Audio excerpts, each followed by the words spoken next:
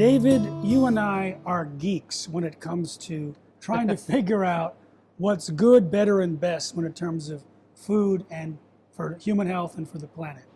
And I know that you spend a lot of time thinking about, because you have your own brands now, a lot of these are Azure brands, and you choose brands and stuff. Of all the different standards that you look at, what are the ones that you're most excited about that you want to share and hope that others will raise the quality of food along those standards in the future? Yeah, no, our organic standards are very high, and we're very proud of the way that we work our organic. But Azure Standards go way beyond that. There are more than 50 substances that could appear on a label, some on organic stuff, some including breaking down natural flavors. So we even go into natural flavors, and we have signed statements from any vendor or any supplier saying that this list of things is not covered under natural flavors, because a lot of times a whole bunch of stuff is hid in the natural flavors category. So I want to say right there, some people say, can you really trust organic? And I say, it's a trusted oasis. It's the best we have for everyone. And yet, when people get into the details, they'll say this shouldn't be in or this should be in. And you get into the details and you say, this is our line and nothing crosses this line. That's right. And we have to. Otherwise, it's not who I am. It's not who this company is. In the non-GMO world, conventional world, another thing that I set an absolute dead hard line on is conventional sugar. Now, sugar cane is not typically GMO. Sugar beets are, but sugar cane. So there'll be a lot of health food companies will come out and say, oh, we put in cane sugar. But I was down there and I saw what happens to canes. They take, right before harvest, to knock the leaves off, they go and they spray Roundup over the entire cane field.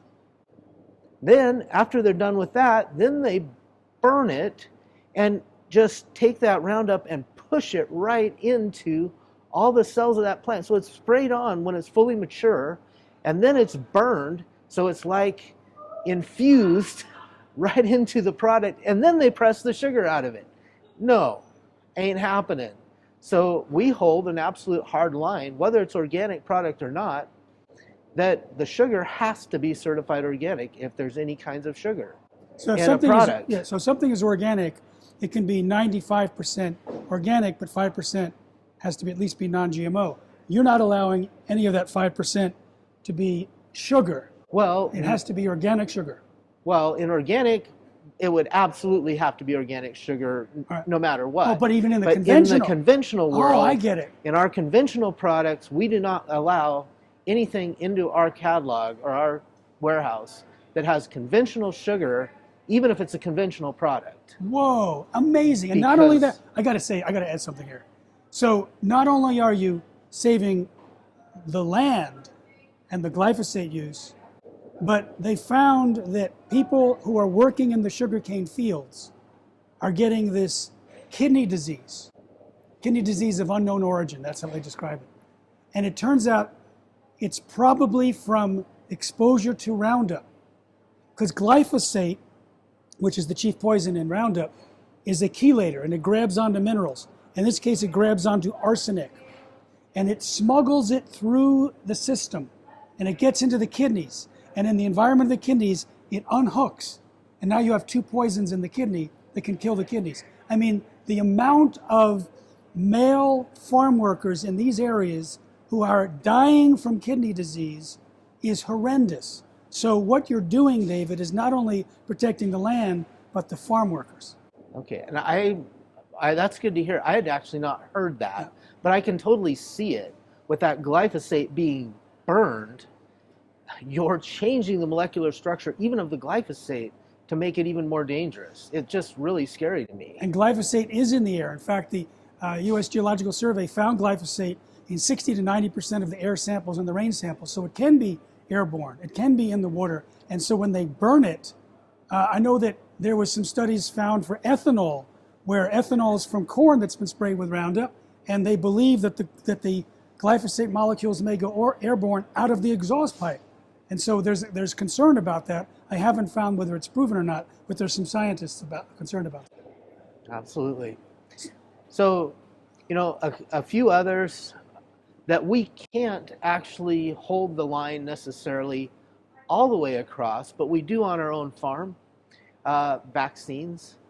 So on the animals that we actually raise on our farm, we don't do vaccines at all. You know, organic standards actually allow certain vaccines, but this new one, mRNA vaccine? yes, the mRNA vaccine is still not allowed by organic, and that is definitely something that we do not want here at Azure. That's a unproven dangerous one, and I feel like vaccines in the meat, you described it a little bit ago when you talked about the poisons compiling into meat, into animal products. So if it's a little bit of vaccine, a little bit of mercury in that vaccine, a little bit of this, a little bit of that, you add that all together. I mean, they allow pasture, they allow animals, beef particularly, to pasture on land that was sprayed with Roundup within the last 5 days. So you can spray your land with Roundup, everything's dying, and you can turn the cows in on there to eat the dying plants off and still sell that.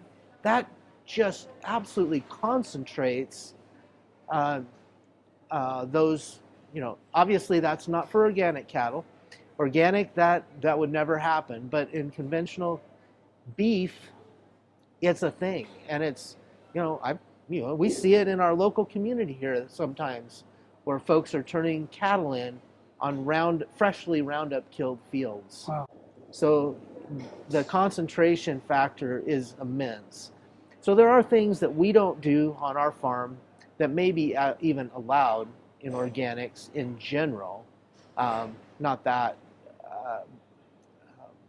but just general vaccines. You know, it's like organic is a list of things you can't do. When it was originally being codified by the USDA, there were certain people there in the committee that wanted to have levels of organic.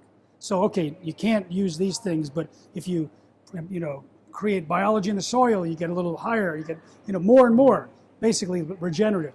But the USDA and others nixed it. So it's the basis of what you can't do. What I hear you doing is you're actually filling in the gaps. You're saying it has to be higher levels and higher levels. Yeah, it's all about what you should do in organic. We're talking, but I could talk an hour on that. But biological soils, that's what it's all about. Healthy soils that are producing all the minerals, the vitamins, the nutrients that we need for healthy bodies to being produced in the soil. And that's where the key to long-term health is. And you're going to find it way more in the organic fields than in conventional fields, just in general, because long-term, you can't farm organically without doing that more than 8 or 10 years, or your soils will begin to degrade because you're not putting on the chemical inputs. If you don't put on the biological life and get the biology to break that down, then eventually your crops are going to get kind of bad.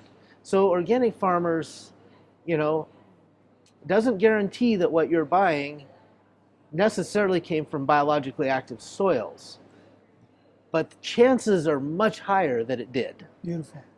Well, I want to thank you on behalf of everyone listening who really doesn't want to spend 10 years of their life figuring out what's healthy and what's not, which natural flavors they can eat, whether they can eat sugar, how to buy without sugar.